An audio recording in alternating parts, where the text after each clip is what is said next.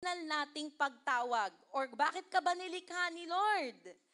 Sino po ang nakakatanda? Nilikha tayo ni Lord para tayo ay maging manager. Kahit wala kang uniform, kahit wala kang label dito na manager, manager ka.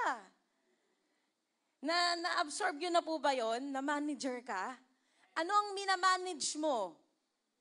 Buhay mo, oras mo, pamilya mo, pera, lakas, relationships, lahat. Actually, sinabi po sa word ni Lord, lahat daw ng nandito sa mundo ay ipinagkatiwala ni Lord. Kanino? Kanino? Sa hayop? Sa man, sa tao, sa human. Kaya kung tao yung katabi mo, manager yan. Tao ba yung katabi mo? Tao yan. So, pagka tinanong po tayo, ano ang original mong pagtawag? Ano ang isasagot natin?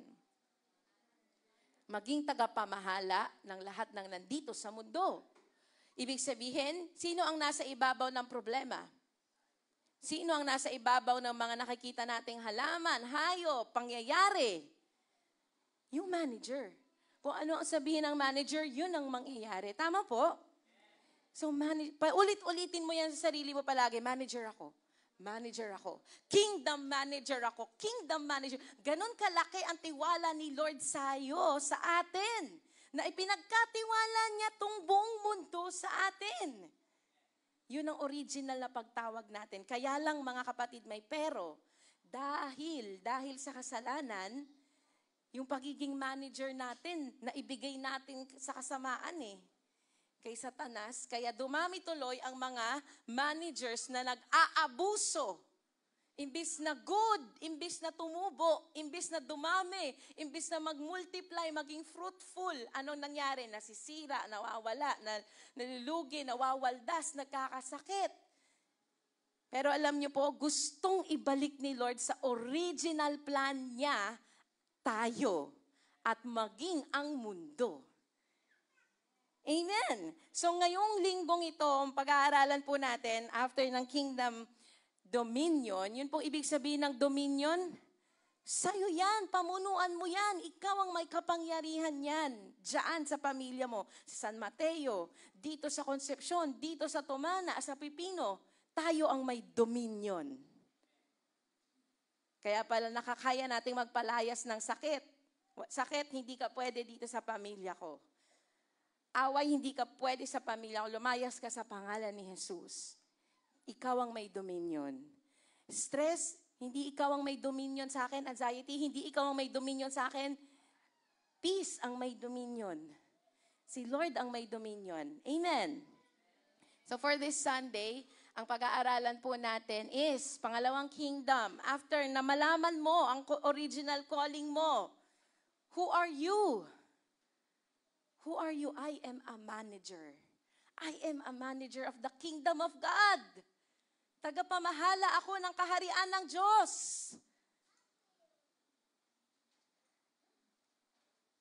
Naiintindihan po ba natin? Yung calling mo. Baka po pag tinanong ko kayo nung calling mo, baka may sumagot po sa atin dito, calling ko kumanta sa harap. Calling ko magpastor. Calling ko sumayaw. Tama naman po yun. Meron po tayo mga specific calling. Pero ang general calling po natin lahat, di ba? Maghumayo, magparami, magbunga. Maging managers dito sa mundong ito. So, pwede po bang paki-flash po yung ating PowerPoint? Salamat po, media. So, ang pag-aaralan po natin ngayon, after ng kingdom dominion is, ayan. Iba ba yung na-send kong PowerPoint? Yan yung na-send kong PowerPoint. Okay, mali yung na-send ko. Pwedeng pakiabot na lang po sa akin yung cellphone ko.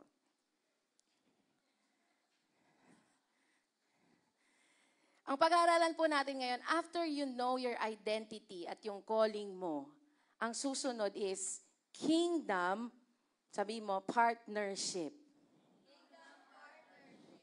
Sino dito ang may partner? Partner na jowa? Partner na asawa. Yan. Sino po yung mga may partner? Alam mo ba na gusto tayong maging partners ni Lord? Kaya kingdom partnership. Alam niyo, iniisip ng mga tao, si Lord, sa Kanya lahat, tapos inuutusan niya lang tayo mga tao. Kung ano sabihin niya, yun yung gagawin natin para tayong mga alila, para tayong mga slaves, para tayong mga katulong. Alam niyo po, malaking kasinungalingan. Si Lord, ang gusto niya maging kapartner kanya. Sabihin mo sa katabi mo, gusto ni Lord maging kapartner kanya. Ayan, sumukhang nawala ang aking ginawang PowerPoint. Pero okay lang po yan. Sige.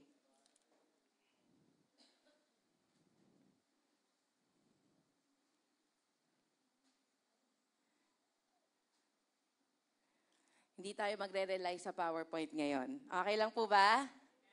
Amen. Sige, pagka sinabi pong partner, ang ibig sabihin po niyan sa dictionary, usually ginagamit niyan sa business. So, meron dito sa atin, may mga magbi-business partners. At kapag sinabi mong business partner ako, ibig sabihin, kasama ka sa, tinuturing ka na isa ka sa mga parang may-ari, nagmamanage, nag-ooperate, at hindi lang yon. Kasama ka rin sa profit. Tama po ba? Kasama ka din sa kita. So kapag kumita ang business, meron share si partner. Tama ba? So, alam nyo ba na, di ba si Lord, gusto niya tumutubo, nagpa-profit lahat. He is the greatest businessman sa lahat ang ating Panginoon.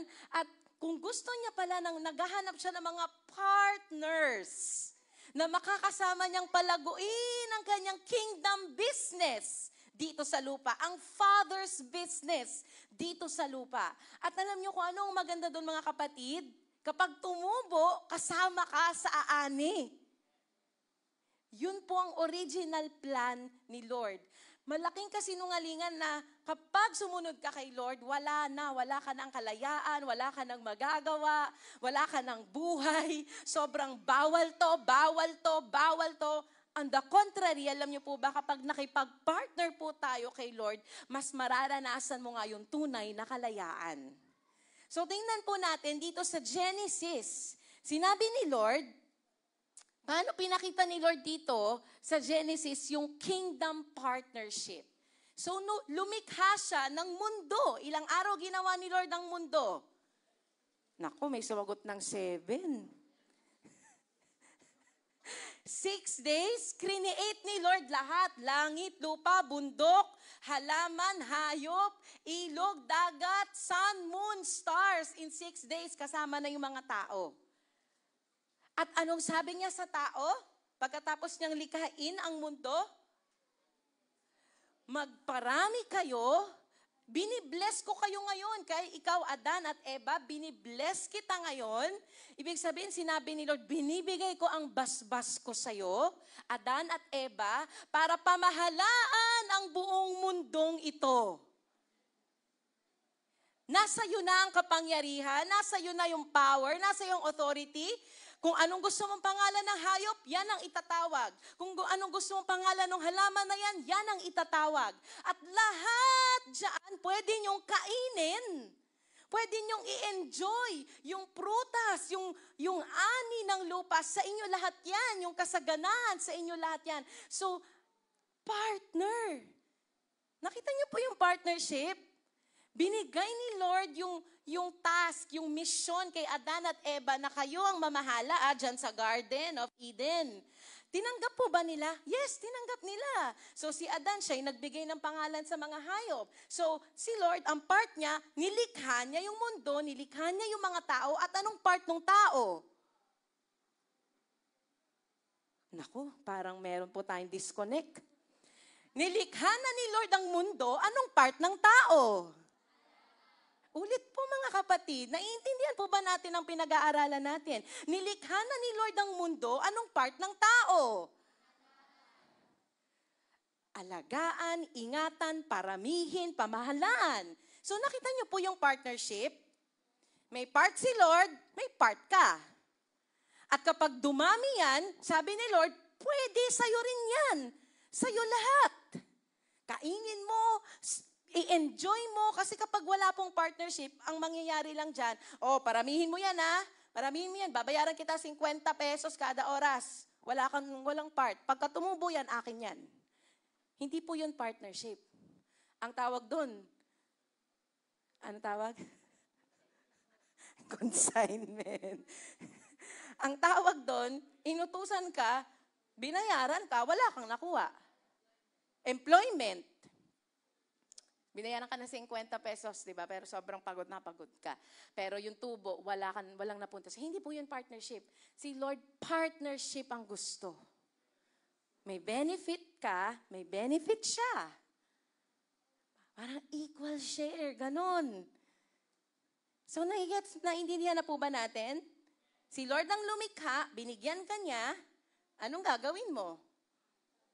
Binigyan ka ni Lord ng trabaho, anong gagawin mo? Pumasok ka. Huwag kang malate. Pamahalaan mo. Tama po ba? Kaya po marami ang hindi nakaka-experience ng tagumpay at kasaganaan sa buhay kasi may ibinigay si Lord pero hindi mo hinahawakan ng tama. May binigay ng trabaho para ikaw ay umangat, para ikaw ay makaipon, para ikaw ay magkaroon ng pera, pero hindi ka pumapasok, laging late. Pag nasa trabaho, nagpe-Facebook lang. Good manager po ba ang tawag doon? Hindi po. Binigyan ka ni Lord ng kalusugan, part ni Lord yon. Anong part mo? Alagaan ang kalusugan mo, huwag mong abusuin ang kalusugan. So nakita niyo po yung partnership? Nasisira ang partnership, mga kapatid, kapag tayo po ay humihiwalay sa kalooban ni Lord. Alam niyo po, ang maganda dito sa partnership ni Lord, meron nang ibinigay na instruction. Meron nang sinabi si Lord na gagawin natin para siguradong may tubo. Para siguradong may ani, para siguradong prosperous, successful, abundant ang 2025 mo, may ibinigay na siyang mga words. Susundin na lang natin. Gusto niyo po yun? Tatanungin natin yung mga tao, gusto mo maging successful this 2025? Oo. Gusto mong yumaman? Oo. Pero kapag sinabi mo, ito yung mga gagawin, wala na. So lagi po tayo nagfo-fall short doon sa follow through or sa paggawa ng part natin. At alam nyo, nagsimula yung partnership gone wrong doon mismo sa Garden of Eden. May maganda ng partnership, ang ganda-ganda na ng partnership. Si Lord, sige Adan, ikaw bahala dyan. Pangalanan mo lahat. Katulong mo si Eva. At na-enjoy nila. Nakakasama nila si Lord araw-araw, naririnig nila yung boses ni Lord. Alam nyo kung kailan nasira yung partnership na yon, mga kapatid? Noong, di ba, may ahas. May ahas at sinabi ng ahas kay Eva, totoo ba? Totoo ba na sinabi ni Lord na kapag kinain mo ang bunga na yan ay mamamatay ka? Totoo ba? Nagsimula pong masira yung partnership noong pinagdudahan nila. Noong hindi sila nagtiwala sa sinabi ni Lord. At inisip nila na pwedeng baka mas magaling ako, baka pwedeng maging mas matalino din ako, baka pwedeng ako naman yung mag-control. Kaya alam nyo po, simula nung araw na yon, bumabana, nag-spiral down na mula sa pagiging mabunga, napunta sa kahirapan, napunta sa away, gulo, patayan, all because pinili ng tao na huwag makipag-partner kay Lord at gagawin ko ang gusto ko. Gagawin ko ang alam kong tama at mabuti. Pero ang tanong, mga kapatid, totoo bang alam mo kung ano ang tama at mabuti? Base sa sarili mong opinyon at base sa sarili mong talino, sa totoo lang po, wala po sa ating mga kapatid ang makakaabot sa karunungan ng Panginoon. Kaya po kapag may sinabi si Lord, hindi po ibig sabihin no, dinidiktahan niya tayo. Yung mga instruction po ni Lord ay para protektahan tayo at para pasaganahin tayo. So pero alam niyo ginagawa ng kalaban, tinutwist niya eh. Pag naging Kristiyano nga, pag umattend ka ng church, marami ng bawal. Bawal ka ng ganyan, bawal ka magbisyo, bawal uminom, bawal sigarilyo, bawal yung ganyan. Mawawalan ka ng kalayaan. Hindi ka na magiging masaya. Wala ka ng freedom. Alam nyo, yan ang ginagawa ni Satan. Huwag ka makipag-partner kay Lord. May sarili kang buhay, may sarili kang desisyon. Ikaw dapat ang may hawak ng buhay mo. Huwag mo hayaan si Lord na kontrolin ka. Ganun po yung nangyari. Sinira ng kalaban ni Satanas ang imahe ni Lord. Ginawa niyang masama ang imahe ni Lord sa tao. At dahil pinaniwalaan ni Adan at ni Eva yun, oo nga, pinagkakait ni Lord sa atin to kasi ayaw niya tayo maging matalino. Pinagdudahan nila yung motive, yung goodness ni Lord. Samantalang mga kapatid, kahit kailan hindi naging masama ang pag-iisip ni Lord para sa'yo. Kahit kailan wala siyang ninais na mapahamak ka. Kahit kailan wala siyang ginusto na malugi ka, na mamatay, na may magkasakit. Hindi yan ang kalooban ni Lord. Pero sasabihin ng kalaban, alam mo, kaya yan nangyayari sa'yo kasi si Lord, kung mabuti si Lord, ba't ganyan? Pero alam nyo po, kung magtitiwala tayo sa nature ng Lord at alam mong mabuti siya at palagi siyang mabuti at mananatili siyang mabuti, kahit anong sabihin ng kalaban, hindi mo yun paniniwalaan. This 2025, mga kapatid, I believe it is the time for us to stop partnering with the lies of the enemy, with the lies of the devil, and start partnering with the truth of God. Sa katotohanan ka, doon ka maniwala, yun ang paniwalaan mo. At alam nyo, anong nangyari? Nung humiwalay sila sa partnership nila kay Lord sa Garden of Eden, anong nangyari doon sa dalawa? Pinalayas. Ang galing-galing, ang ganda-ganda ng sitwasyon nila doon sa garden. Lahat ng pagkain, nandun na. Lahat ng kailangan nila, provided na. Hindi nagkukulang, hindi naghihirap.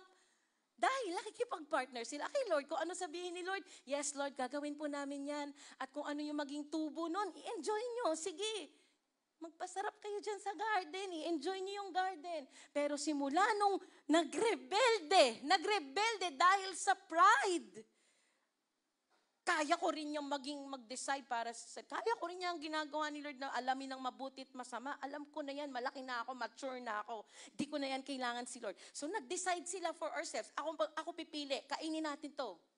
Ano nangyari nung sinunod nila yung sarili nilang opinion, mga kapatid?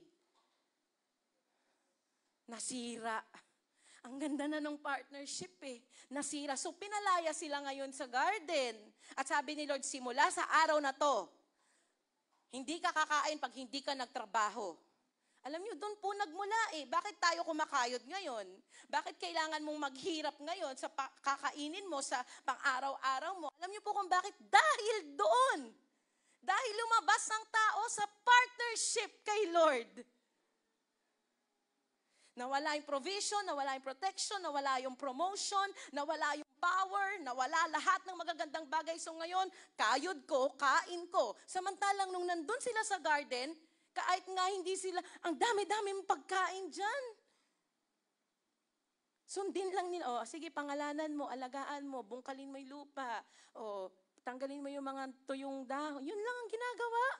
Inaalagaan lang nila yung nandun sa garden. Pero nung naniwala sila sa kasinungalingan ni Satanas, doon na pumasok ang kamatayan.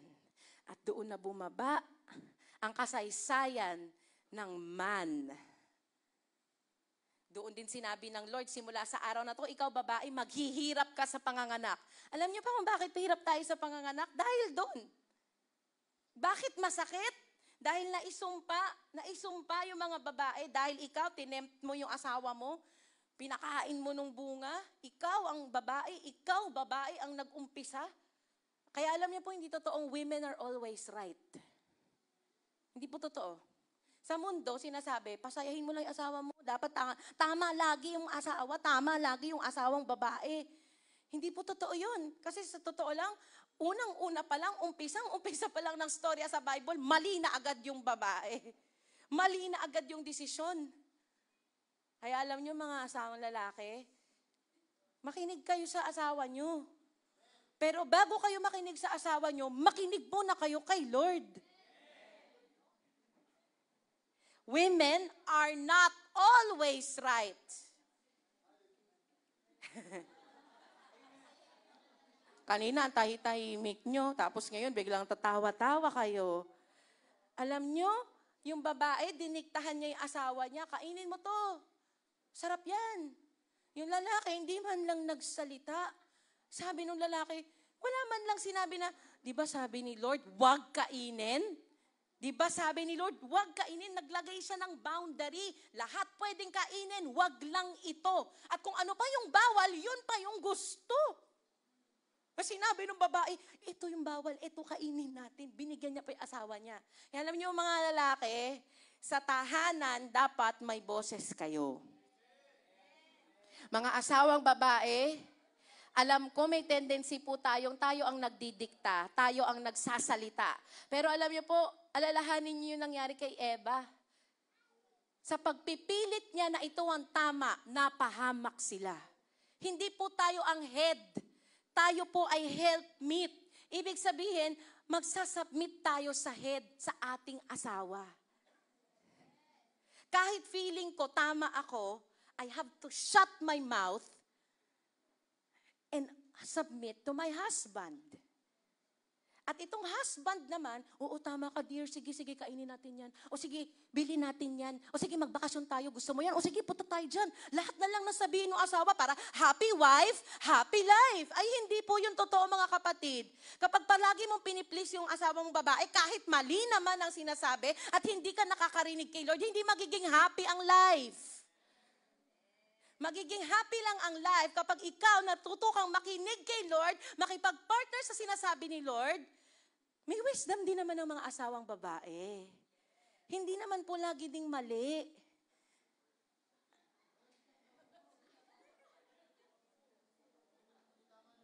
Kailangan mo lang i-discern. Kailangan mo lang tanungin si Lord, Lord, mangungusap sa'yo si Lord. Mga asawang lalaki, nangungusap si Lord sa atin. May sasabihin po ako sa inyo, hindi po ang asawang babae dapat ang commander. Si Lord dapat ang commander. Kung ano ang sabihin ni Lord, sasabihin niya sa asawang lalaki pag nag-pray, at yung babae, pag nakikinig din siya kay Lord, same sila. Pero pag hindi nakikinig kay Lord, kahit ano na lang yan sabihin mo, ito na lang gawin nating desisyon. Dito tayo. O sabi ng mga asawa, wala akong narinig kay Lord. O sige, yan na lang gawin natin. Tapos pag nag-fail, ikaw kasi. Kung ano-anong mga sinabi mo sa akin, mali-mali naman yung nagsisisihan. At alam nyo, nagsisihan nga sila, di ba? Sinisi ni Adan si Eva. Bakit mo ako, sinisi ni Adan si Eva. Bakit ako pinakain ng babaeng yan? At yung si Eva naman, sino sinisi? Yung ahas, ito kasing ahas, tinukso ako eh. Pero alam nyo, nag-ugat lang naman talaga yun dahil di sila nakipag-partner kay Lord. May sinabi na ba si Lord na wag gawin? Meron. May sinabi din si Lord na gawin? Meron din. At alam nyo kung nag-stick lang sila doon, eto, bawal, eto, pwede. Ang tanong ko, bakit nga ba sila nandun sa bawal? Ba't sila nandun ng panahon na yun doon sa bawal? Ibig sabihin, hindi nila ginagawa kung ano yung sinasabi ni Lord na gawin ng mga oras na yun. Bakit ka nandun? Alam mo nang bawal yun. Ibig sabihin, pumunta sila doon, lumibot-libot, tiningnan yung puno. Hindi naman yun ang pinapagawa ni Lord. Ang pinapapartner ni Lord sa kanila, dito kayo maging busy. Alam nyo mga kapatid, yung revelation na yon, pagka naintindihan natin, malaking breakthrough ang makukuha natin. Kasi kapag sinabi ni Lord na dito ka, Alex, dito ka, Cams, dito ka magtrabaho, ito ang pinapagawa ko sa'yo. Pero tayo naman, hindi, dito yung tingin ko mas magandang opportunity eh. Dito, ito. Ganon yung nangyayari. Nakikita nyo po, imbis na blessing, parang lalo pa nako-curse. We need to partner with God. Amen po. So, dahil doon sa nasirang partnership, dahil kay Eva at kay Adan, Lahat na ng mga sumunod na henerasyon, ganun na, nasira na. May mga mangilan-ngilan na sumusunod kay Lord sa tinig ni Lord, katulad ni Noah. Sino si Noah? Yung gumawa ng malaking bangka. Ano ang sinabi ni Lord? Gumawa ka ng malaking bangka, ganito yung measurement, ganito yung gagamitin mong kahoy, ganito, ganito, ganito. Sinunod ba ni Noah? Sinunod niya. Walang tanong-tanong. Kung ako yun, sasabihin ko na kay Lord, Lord, wala namang ulan eh. Sabi sa weather forecast, hindi uulan. For 6 months, for 1 year, hindi uulan. Ba't mo ko pinapagawa nito? Hindi yan ang dapat natin gawin, Lord. Dapat ito, magtanim tayo, mag-invest tayo. Alam nyo, kung hindi pinagkatiwalaan ni Noah yung salita ni Lord, malamang hindi niya ginawa yung arko. Pero dahil nagtitiwala siya sa word, sa salita, sa instruction ng Panginoon at alam niyang walang sasabihin si Lord na ikakapahamak niya, walang sasabihin at uutos si Lord na ikakalugi niya, sumunod si Noah. At sabi nga po sa verse, Noah did everything. All that God has commanded, sinunod niya nang walang reklamo. Dumating ang bagyo, dumating ang flood, dumating ang tubig, at sino ang naligtas? Si Noah lang at ang kanyang pamilya. So alam nyo, nakipag-partner si Noah sa gustong gawin ni Lord. May gagawin si Lord, lilinisin niya ang mundo mula sa kasamaan, at inutusan niya si Noah, Noah, makikipag-partner ka ba sa akin? Sige, handshake. Sige Lord, deal. Gagawin ko to. At dahil nakipag-partner siya kay Lord, naligtas siya. Imagine niyo kung hindi siya nakipag-partner kay Lord, walang Noah. Walang naligtas. Lahat sila nalunod sa baha. So, ano pa? Tower of Babel. Sa buong Genesis, makikita natin, partnership, walang partnership, partnership, walang partnership. Nakikita natin yung benefits kapag nakikipag-partner tayo kay Lord. At ano naman yung anong negative ng benefits? Mga consequences kapag hindi tayo nakikipag-partner kay Lord. Yung Tower of Babel, alam nyo ba, ginawa nila yung mga tao. Gusto nilang maging kasing galing ng Diyos. Gusto nilang makaabot sa Diyos. At ang sabi nila, gumawa tayo ng mataas na tower hanggang sa marating natin ang langit. At para maging sikat tayo at para maabot natin ang Diyos at para maging kagaya tayo ng Diyos. Hindi naman yun ang pinabagawa ng Lord eh. Pero sabi nila, gagawa kami nito para maging sikat kami. Alam niyo kung anong ginawa ng Lord?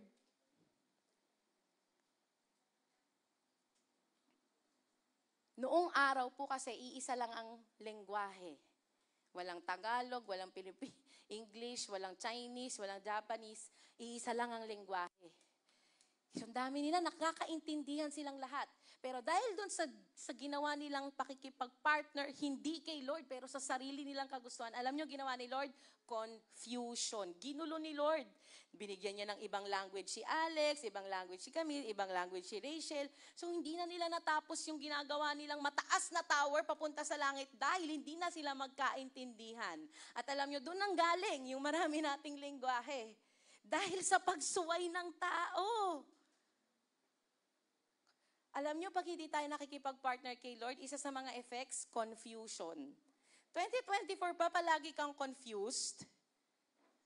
Naguguluhan, nalilito, naliligaw, nagugulumihanan. It could be na isa sa mga dahilan ay baka hindi ka nakikipag-partner sa boses ni Lord at sa sinasabi ni Lord. Kasi, ano mong gagawin ko? Ba't ang gulo-gulo? Hindi ko alam saan ako mag-a-apply, anong business, anong gagawin. Makinig ka lang kay Lord. Makipag-partner ka sa sinasabi ni Lord at kung ano yung sinasabi niya, gawin mo lang. Yung prodigal son, naalala nyo? Ang galing-galing, nandun na siya sa bahay ng tatay niya. O, kainin mo lahat, eat all you can. Lahat na sabihin mo sa mga katulong, gagawin ng katulong. Nandun siya sa lugar na ligtas. Partnership, di ba? Pero nung lumabas siya, lumayas, nagrebelde, kaya ko na ang buhay ko, bigay mo sa akin yung mana ko. Bye, tay. Ano nangyari dun sa anak? Naghirap. Nagutom, nawalan ng kaibigan, naging gusgusin, nawalan ng trabaho, nawalan ng pagkakakitaan. Yung anak naging katulong, tagapagpakain na lang ng baboy. Dahil lumayas siya doon sa bahay nila, sa tatay niya. Alam niyo po, yun eh. Pag umaalis tayo sa presence ni Lord at sa kalooban ni Lord, doon nagsisimula ang problema. Kapag iniisip nating mas magaling ako, kaya ko na tong buhay ko, di ko kailangan yan si Lord. Tapos makikita mo na lang yung sarili mo, lugmok ka na. Ang galing-galing, kompleto lahat ng kailangan ito sa bahay, pero umalis siya eh. Pero bumalik siya, nakipag-partner siya ulit. Bumalik siya, yun naman yung maganda doon, di ba? Na-realize niya na mali siya at bumalik siya. At pagkatapos niyang bumalik, anong nangyari mga kapatid? Lahat ng nawala, lahat ng nawaldas, lahat ng nakuha sa kanya, ibinalik sa kanya. Alam niyo, isa pa yan sa mga benefits ng pakikipag-partner kay Lord. This 2025, mga kapatid, if you choose to partner with God, everything that you lost will be restored back to you. Tandaan mo, ang kalooban lagi ni Lord, fruitfulness, multiplication, kasaganahan. So, ibig sabihin, kapag pinili mo makipag-partner kay Lord this 2025, not my will, Lord, but yours be done. Hindi naman na ako ngayon na masusunod. Ikaw na, Lord.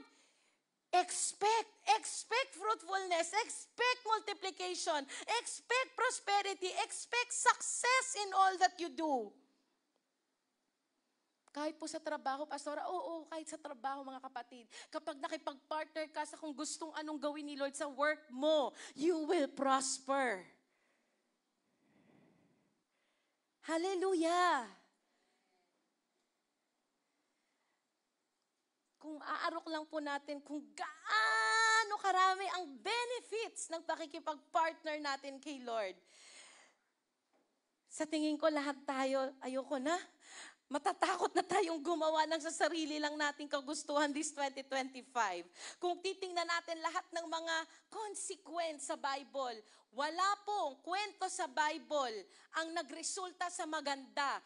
Lahat ng mga nagrebelde, ng nagplano ng sa sarili nila na humiwalay sa partnership nila kay Lord, lahat po yun ang naging bunga, kamatayan, kahirapan, kawalan, lungkot, pighati. Walang magandang bunga, mga kapatid. Si Noah, may pinapagawa si Lord sa kanya. Anong pinapagawa ni Lord? Si Jonah. Pinapapunta siya ni Lord sa bayan ng Nineveh. Para maghatid ng mabuting balita. Bakit? Makasalanan daw ang Nineveh. At pag hindi sila nagsisi, gugunawin na ni Lord ang Nineveh. Pero dahil maawain si Lord, sabi niya kay Noah, ba't ba Noah? Kay Jonah. Jonah, ikaw ang gusto ko makapartner dito. Gagamitin kita dito sa Nineveh. Pumunta ka doon at sabihin mo, magsisi na sila sa kasalanan para maligtas sila, para hindi magunaw ang bayan nila.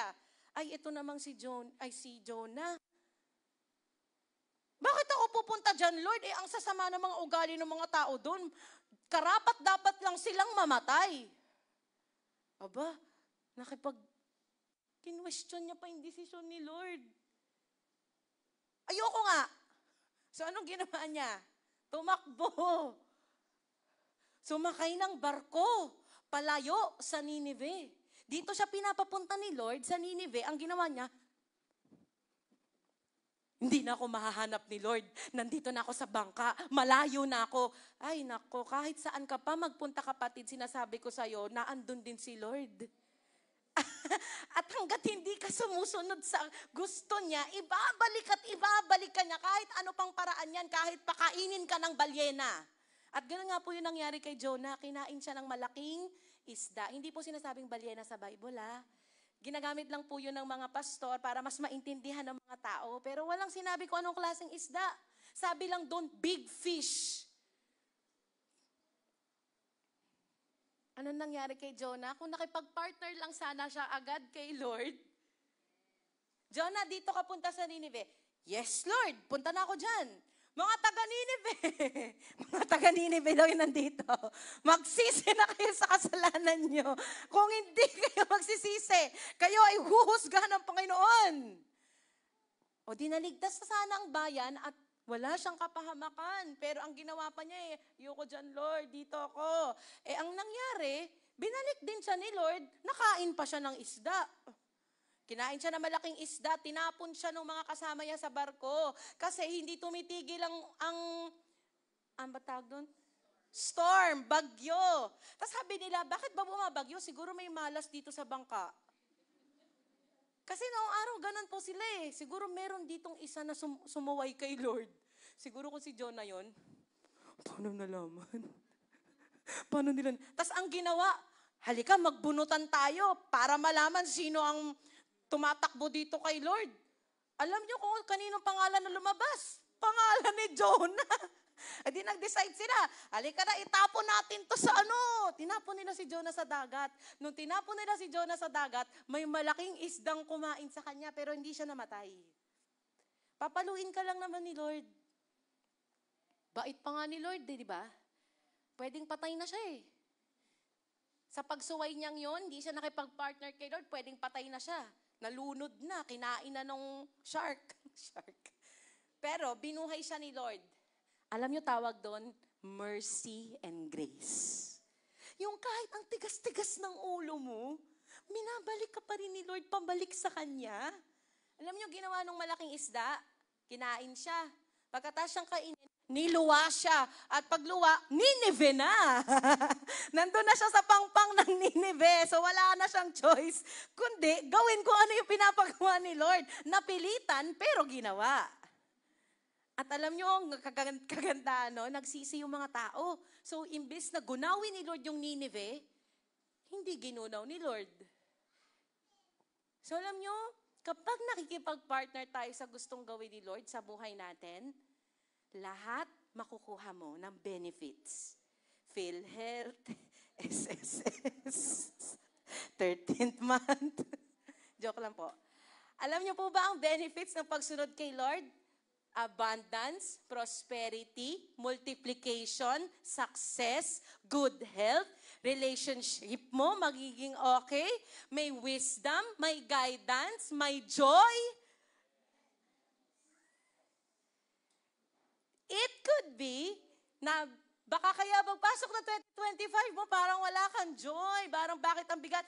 Alam mo kung bakit? Kasi baka may sinasabi na si Lord na gawin mo, pero ayaw mong makipag-partner kay Lord.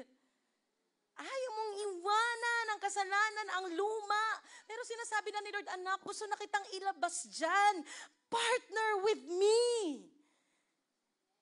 Do not trust in your own understanding and in your own way. Kung no 2024, nagtiwala ka sa sarili mong kagustuhan at walang nangyaring maganda, this 2025, baka oras na para sa akin ka makipag-partner.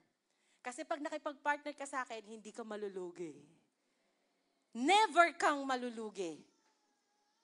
Alam nyo, kapag nakipag-partner tayo kay Lord, mga kapatid, kagaya ni Noah, dumating man ang unos, dumating man ang bagyo, mananatili kang nakalutang sa ibabaw. Alam nyo, marami na nakapanaginip sa atin yan. Na darating daw ang maraming pagsubok dito sa mundo, sa Pilipinas. Pero yung mga nasa church daw, ligtas. Ang ganda, diba? Ang ibig sabihin nun, nakipag-partner lang tayo kay Lord. Kaya kahit anumang crisis ang dumating, mag-pandemic man ulit, mag-lockdown man ulit, ligtas ka. Ligtas ka. Alam niyo, kagaya ng bata na nagbigay ng 5 loaves of bread and 2 fish, binigay niya kay Lord yung konti niya, nakipag-partner siya kay Lord. Anong ginawa ni Lord? Pinarami ni Lord yung tinapay. Sukat na 5,000 tao at higit pa ang nakakain. Yung 5 tinapay, naging 5,000 plus. This 2025, ipagkatiwala mo yung kaperahan mo kay Lord. Lord, i-invest ko tong pera ko, partner tayo. Yes, I will partner with you in my finances. Amen. Yung mga disciples, nakipag-partner sila kay Lord, anong nangyari? Dumami ang mga Kristiyano. Si Jesus, nakipag-partner siya sa Father. Anong nangyari? Naligtas tayong lahat. Ang galing, di ba? Lahat may partnership eh. Kung hindi nakipag-partner si Lord, si Jesus sa gustong gawin ng Ama, ba't ako mamamatay para sa mga taong yan, makasalanan? Dapat mabulok na sila sa impyerno, mamatay silang lahat. Ang maliligtas lang, yung mga ano talaga. Hindi eh. I will partner with you, Father, to save the earth. Alam niyo kung bakit? Para ma-restore yung kanina kay Adam at Eve. na nasirang partnership. Kaya namatay si Jesus para yung partnership natin kay Lord sa Ama ay ma-restore. Ang partnership ng tao sa Diyos ma-restore. Si Lord ang unang nagpakita ng pakikipag-partner niya sa Ama. At kaya ngayon, alam nyo, kaya madali na ngayon kung nung Old Testament, mahirap pang sumunod kay Lord kasi pag di mo sinunod, patay ka. Pero ngayong nasa New Testament na tayo, alam nyo kung anong kagandahan? May grace na. Namatay na si Lord, nabuhay na si Lord, kaya yung hindi mo kayang gawin, kaya mo na because Jesus is living inside of you. Hindi na ikaw yan. Dahil nasa sayo na si Lord, pati yung power, pati yung grace, yung mercy, nasa sayo na din. At alam nyo kung ano yung pinaka-best part. Ito yung best part, mga kapatid, of partnering with God. Alam nyo kung ano?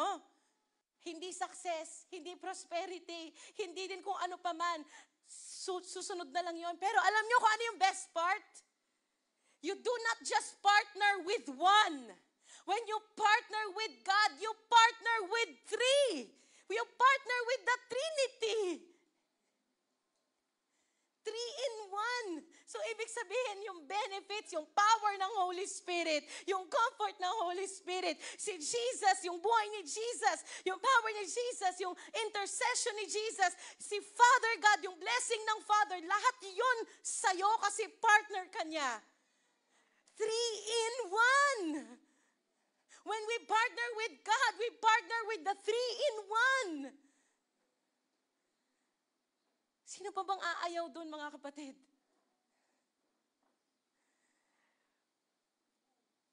This year, I believe, maraming pinapagawa sa atin si Lord. Pero magsisimula yon, mga kapatid, by choosing. Makikipag-deal ka ba kay Lord this 2025 or no deal? Inaabot ni Lord yung kamay niya, may invitation. Jeff, this 2025, makikipag-partner ka ba sa akin? Hahayaan mo ba ako na ako naman ang magbigay ng roadmap mo for 2025? Hahayaan mo ba na ako naman ang magsabi sa iyo kung ano mga gagawin mo this 2025? At magtitiwala ka ba sa lahat ng sasabihin ko? This 2025, will you not doubt? Will you accept? Will you partner with me? This 2025, alam niyo, we can never imagine kung saan tayo dadalhin, kung ano ang mga gagawin ni Lord sa church natin, kung ano pang mga kagilagilalas na mga milagrong mangyayari sa buhay mo once you choose to partner with God. I think one of the best prayers that we can pray this 2025 is, not my will, Lord, but yours be done. I want to partner with you, Lord. Where you go, I go. When you speak, I will listen. When you command, I will obey. Yun pong ibig sabihin ng partnership kay Lord, mga kapatid. Pag may sinabi si Lord, gawin mo. Pag nagsasalita si Lord, makinig ka. Kapag may ginagawa si Lord, doon ka pumunta. That is partnering. Kingdom partnership. And you know what will happen? Matthew 6:33. Seek first the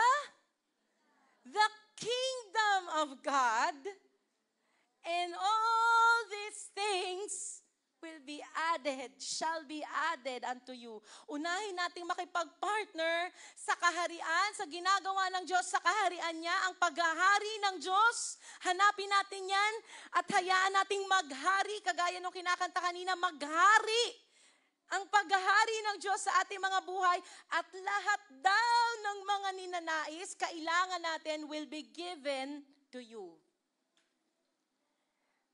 Sometimes, yung akala mong best na kailangan mo this 2025, hindi pa pala yan yung best. At may ibibigay pala si Lord sa'yo na best. Kaya lang, ang hinihingi ni Lord sa'yo, trust. Na i-let go kung ano yung mga bagay na kailangan i-let go para maibigay niya sa'yo sa kamay mo yung best. Partner with God. Alam nyo, hindi ka hihingan ni Lord, hindi ka sasabihan ni Lord na ibigay or i-let go ang isang bagay na hindi niya papalitan ng mas better or ng best. Pagkatiwalaan mo si Lord. Ang puso ni Lord palagi ay para sa kabutihan natin. Amen. So, this 2025, I would encourage you, brothers and sisters. Sa panalangin nyo po, sa devotion nyo, sa pagbabasa nyo po ng Bible, ask the Lord, Lord, saan mo ko gusto? Ano ang gusto mong gawin ko?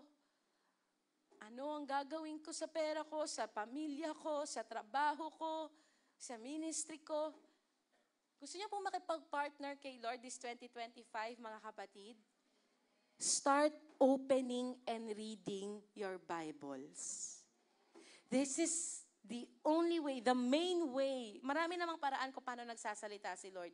Sa panaginip, sa ibang tao, sa signs. Pero alam niyo, this is the main way. Kung hindi mo binubuksan ang Bible mo, huwag kang mag-complain kung bakit hindi nagsasalita si Lord sa'yo. If you are not reading and meditating the Word of God, huwag din tayong mag-complain kung bakit wala tayong nare-receive na guidance. Sa love life, sa work, sa family, ba't walang nare-receive na breakthrough? Kasi hindi ka pa naman nakikipag-partner kay Lord eh. May sinasabi siya sa'yo, nandito yon, nandito. Pero if we will not partner with Him, mananatili na lamang pong words, empty words. Yung mga salitang 2025 will be the best year ever. Hindi mo natin yun makikitang mangyayari sa atin, mga kapatid. Makikita lang natin magiging best year ever ang 2025 if we will partner with the best businessman of all time. And that is God. May mga Bibles na po ba kayo? Alam niyo po, this could mean practicality, usapang practical. This could mean God saying to you, huwag kang umattend dito sa gala na yan, pumunta ka sa church. Say no to some invitations, say yes to God. It could mean making parang uncomfortable and difficult decisions, pero pag nagtiwala ka na yun yung plano ni Lord, makikita mo na sa dulo, maganda yun. It could mean saying goodbye, di ba, to some toxic relationships, to some toxic friends or influences, and saying yes this year, magsi-cell group. Gusto ko namang paligiran yung sarili ko ng mga good vibes. Hindi naman puro mga negative friends. Gusto ko naman yung mga friends na makaka-impluwensya sa akin ng maganda. So, a-attend ako ng cell group. It could mean God saying to you, umalis ka na dyan sa trabaho mo, lumipat ka dito sa trabahong to. It could mean God saying to you, oras na para humawa ka na cell group. It could mean God saying to us, pumunta na kayo sa San Mateo, mag-start na kayo doon ng Bible study. Yung pamilya mo, i-gather mo paggabi, pray kayo together. As simple as that. Maririnig mo yun kay Lord. At kapag nakipag-partner ka, makikita mo ang bunga, kapatid. Sinasabi ko po sa inyo, it could mean God asking you to pray sa isang pulubi na makasalubong mo sa kalye at sinabi ni Lord, balikan mo, wag mo lagpasan, ipag-pray mo. At kapag nakipag-partner ka, alam mo, makikita mo, gagaling. Tatanggap. Kaya alam nyo, wag na tayo magbingi-bingihan. Alam nyo sa sarili nyo, may mga sinasabi si Lord sa inyo. This 2025, no 2024 na hindi natin ginawa, this 2025, mabuti pa rin si Lord. Magsasalita pa rin si Lord sa atin kahit 2024, hindi tayo masyadong sobrang nakinig. May grace pa rin, may mercy, magsasalita pa rin siya. Pero I hope this year, sabi nga ni Pastora, eto na yon, make it or break it. This year will be different. So you have to do something different also. Tanggalin mo na yung routine mo ng 2024. Maging intentional ka na sa pakikinig kay Lord, sa pag-seek kay Lord this 2025. And be intentional in partnering with Him and the kingdom this 2025. And you will see the beauty, the benefits of partnering with the King and His kingdom. Hallelujah. Maraming salamat, Panginoon. Ngayong umagang ito, gusto po naming sabihin, we want to partner with you, Lord. Sa maliit, sa malaki, sa maliit na desisyon, sa malaking desisyon, sa kahit anong area ng buhay namin, Lord, we want to partner with you. In our families, in our marriages, in our finances, sa paghawak namin ng oras, dito sa church. Lord, yung mga activities, yung mga ministries na ginagawa namin sa trabaho namin, sa pakikitungo namin, sa mga kapamilya namin, we want to partner with you, Lord. And so this is your moment to choose. Will you partner with God or will you partner with the enemy? Dalawa lang po yun, mga kapatid, walang gitna. You partner with the lies or you partner with the truth. You partner with darkness or you partner with light. Today, mag-decide tayo. Kanino ka makikipag-partner this 2025? Lord, not my will, but yours be done. Gusto ko pong makipag-partner sa iyo this year. Dalangin ko, Panginoon, speak to me. Sa pag-open ko ng Bible ko every day, speak to me, Lord. Kung anong gusto mong gawin ko, kung gusto mo ba akong magpatawad, gusto mo ba akong magpakumbaba, gusto mo bang lumapit ako sa isang tao, Panginoon, at i-bless ang tao na yun, kung gusto mo bang mag-share ako ng gospel, speak to me, Lord. Open our ears, tanggalin mo ang bara ng aming mga tenga, tanggalin mo ang katigasan ng aming mga puso. We ask for forgiveness, Lord, for rebellion, sa pagre-rebelde namin, sa paglayo namin, sa pagpili namin ng sarili naming kagustuhan, sa pagmamalaki namin at sa pagmamayabang namin last 2024 na alam namin ang makakabuti para sa amin. Pero ikaw lang ang nakakaalam ng mabuti. Only you. You know the future. You know the plans. And so hayaan mo magtiwala kami sa master planner ng aming buhay. Hayaan mo na this 2025, ikaw naman ang mag-drive ng sasakyan ng aming buhay. Ikaw ang tsuper ng aming buhay. Sa'yo na, Lord, ang driver's seat. Take the wheel. Jesus, take the wheel. At pag sinabi mong dito sa kanan, pag sinabi mong straight lang, Panginoon, this year, we will no longer turn to the right, we will no longer turn to the left.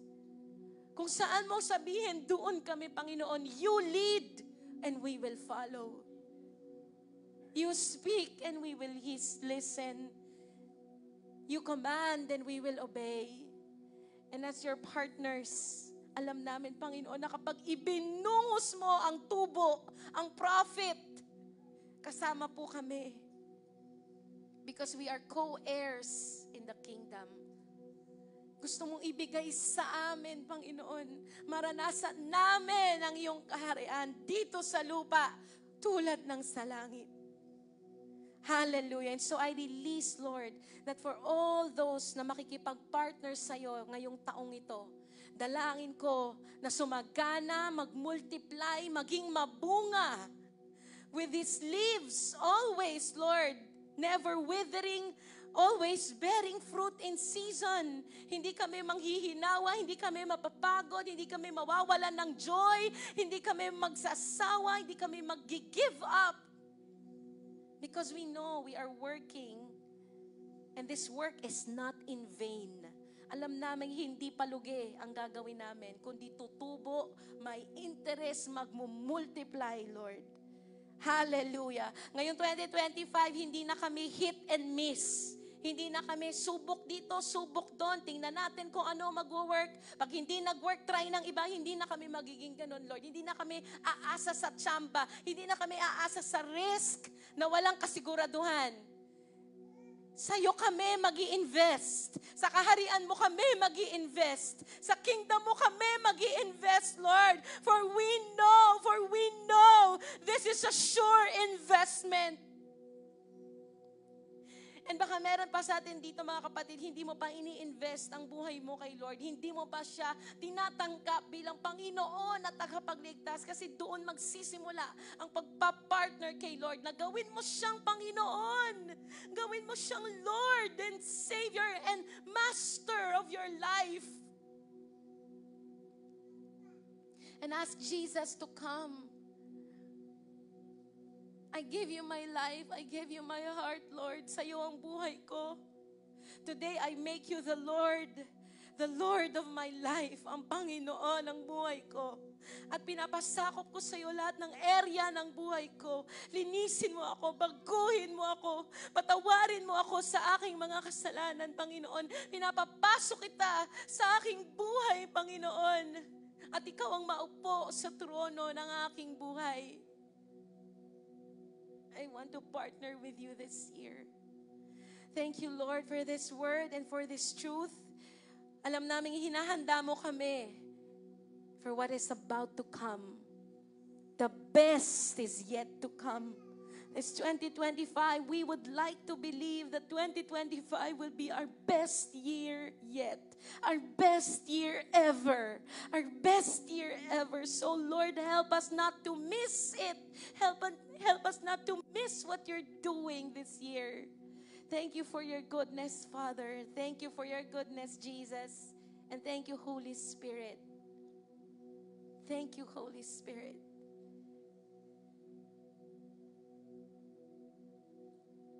Thank you, Lord. I just hear the word surrender. So if there's any one of us here na meron kang kailangang i-surrender kay Lord, and also the word control. This is the year to let go of control. Hindi natin control, mga kapatid. Let Jesus take full control. You cannot control yung tao, hindi mo kayang kontrolin ang circumstances, hindi mo kayang kontrolin ang mga bagay-bagay, but when you let Jesus take full control, He fixes everything. Thank you, Lord. We receive that word and we surrender to you today. And this is our prayer in Jesus' name. Amen.